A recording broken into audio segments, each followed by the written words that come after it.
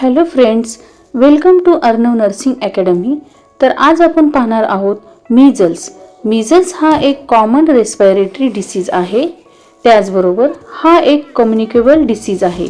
यालाच रुबिओला असेही म्हणतात. हा मीजल्स व्हायरसमुळे होतो. स्पेसिफिकली मॉर्बिली व्हायरसमुळे होतो. याला गोवर असेही म्हणतात. हा अतिसंसर्गजन्य रोग आहे. लसीकरण न केलेल्या ठिकाणी एंडेमिक स्वरूपात आढळतो. भारतामध्ये गोवरची साथ ही जानेवारी ते एप्रिलच्या दरम्यान म्हणजेच हिवाळ्यामध्ये किंवा वसंत ऋतूच्या सुरुवातीस आढळते. याच्यासाठी कारणीभूत जंतू म्हणजे measles virus, specifically morbilli virus. गोवर या आजाराचा अधिशयन काळ 10 ते 14 दिवसांचा असतो. गोवर या आजाराचा रोगप्रसार तुषारांमार्फत म्हणजेच बोलताना, खोकताना, शिंकण्यामार्फत, जे तुषार हवेमध्ये मिसळतात त्यामार्फत हा आजार पसरू शकतो.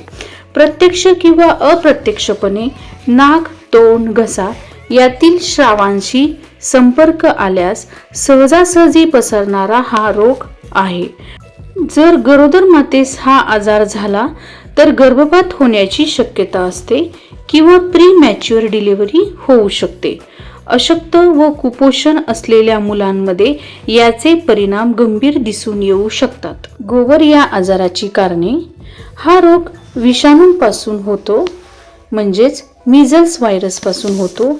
याचे प्रमाण लहान मुलांमध्ये जास्त दिसून येते किंवा तो कोणत्याही वयामध्ये होऊ शकतो, पण बहुतेकदा 6 वर्षाखालील मुलांमध्ये याचे प्रमाण जास्त दिसून येते. रोगनिदान: तोंडामध्ये गालाच्या आतील बाजूस दिसणारे कॉप्लिक स्पॉट पाहून रोगनिदान निश्चित करता येते. कॉप्लिक स्पॉट म्हणजे छोटे छोटे व्हाईट कलरचे स्पॉट मुलांच्या तोंडाच्या आतील बाजूस येतात. हे 2 ते 3 दिवसांनंतर दिसतात. आकृतीमध्ये तुम्ही पाहू शकता की अशा प्रकारे गालाच्या आतील बाजूस छोटे छोटे स्पॉट दिसून येतात. त्याचबरोबर शरीरावर उठणारे बारीक रॅश, हे रॅश पूर्ण बॉडीवर दिसतात आणि हे फ्लॅट असतात. त्याचबरोबर कोरायझा हे एक लक्षण दिसून येते, ज्यामध्ये नेझल सिक्रिशन किंवा रनी नोज असते, म्हणजे नाकाच्या आतील भागाला इन्फेक्शन असल्याने कंटिन्यू रनिंग नोज आपल्याला दिसून येते. रोगनिदान करण्यासाठी आपण व्हायरल कल्चर सुद्धा करू शकतो.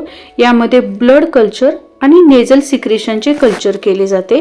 त्याचबरोबर PCR म्हणजे पॉलिमराइज चेन रिॲक्शन, यामध्ये नेझल स्वॅब घेतला जातो. गोवर या आजाराची चिन्ह लक्षणे: या रोगाच्या 2 अवस्था आहेत. प्रथम आहे गोवर बाहेर पडण्यापूर्वीची अवस्था, यालाच प्री इरप्टिव्ह स्टेज असेही म्हणतात. याचा कालावधी 3 ते 4 दिवसांचा असतो. याची एकदम सुरुवात होते. प्रथम रुग्णाला ताप येतो. ताप हा 102 ते 104 फॅरनहाईट पर्यंत असतो. चेहरा लाल भडक होतो. रुग्णाला शिंका व खोकला असतो. डोळे लाल होतात. नाकातून डोळ्यातून पाणी वाहू लागते. डोळ्यांना प्रकाश सहन होत नाही. तोंडाच्या आतील म्युकस मेम्ब्रेनवर कॉप्लिक स्पॉट दिसतात. हे सुळे दातांच्या ठिकाणी, गालाच्या आतील श्लेष्मल त्वचेवर किंवा ओठाच्या श्लेष्मल त्वचेवर उठतात. ते पांढऱ्या किंवा करड्या रंगाचे असतात. त्या ठिकाणची श्लेष्मल त्वचा सुजते, लाल होते. हे स्पॉट्स उठतात व काही तासामध्ये नाहीसे. गोवर या आजाराच्या चिन्ह लक्षणामध्ये दुसरी अवस्था आहे गोवर बाहेर पडल्यानंतरची अवस्था, म्हणजेच इरप्टिव्ह स्टेज असेही म्हणतात. यामध्ये 4थ्या दिवशी पूर्ण अंगावर रॅश उठलेला दिसतो. हा प्रथम चेहऱ्यावर, मानेवर व कानाच्या मागे दिसतो व नंतर सर्व अंगावर पसरतो.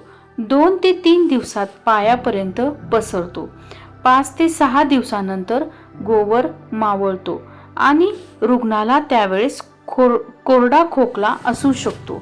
बरे वाटू लागल्यावर संपूर्ण त्वचेचा कोंडा निघल्यासारखी त्वचा सोलली जाते. गोवर या आजारामध्ये 3 C's खूप महत्त्वाचे आहे. यामध्ये प्रथम आहे सी फॉर कफ, कोरायझा अँड कंजक्टिव्हायटिस. गोवर या आजारासाठी परिचर्या व औषधी उपचार काय केले पाहिजेत?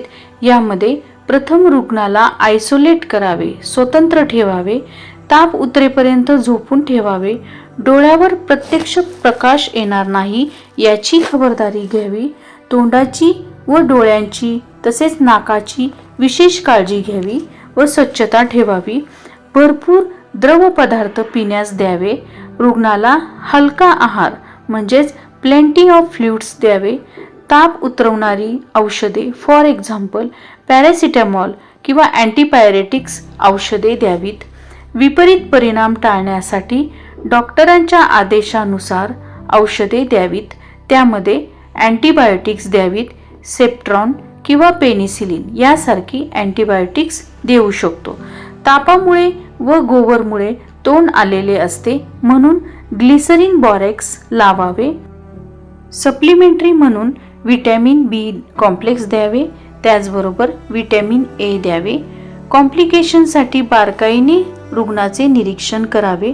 वापरलेल्या सर्व वस्तू, दूषित कपडे व उत्सर्जित पदार्थांचे जंतुरहितीकरण करावे. रोग प्रसार टाळण्यासाठी इंदिराचे जे सर्व मुद्दे आहेत ते काटेकोरपणे पाळले पाहिजेत.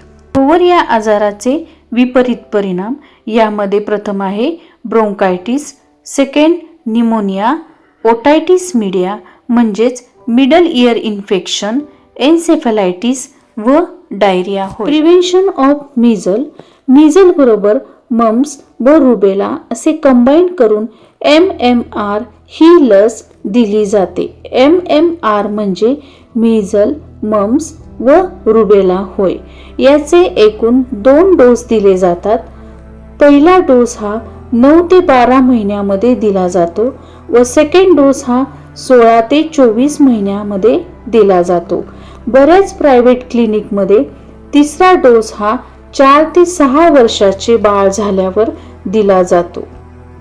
तुम्हाला हा व्हिडिओ आवडला असेल तर चॅनलला लाईक, शेअर अँड सबस्क्राईब करा. थँक्यू.